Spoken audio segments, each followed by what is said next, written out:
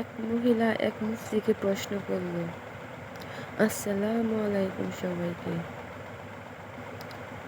আজকে আমি হাজির হলাম ইসলামিক এক গল্প নিয়ে।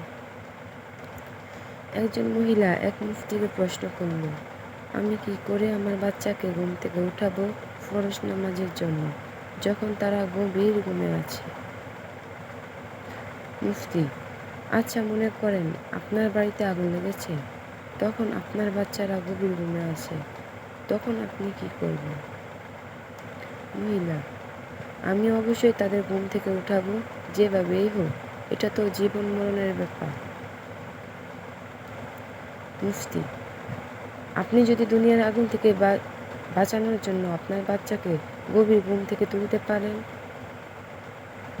তবে আপনি আপনার বাচ্চাকে জাহান্নামের আগুন থেকে বাঁচাতে এভাবে তুলতে পারবেন না? ভালো লাগলে অবশ্যই ভিডিওটি শেয়ার করে দিবেন। আপনার একটা শেয়ারে অনেক বাবা মা সচেতন হতে পারবে।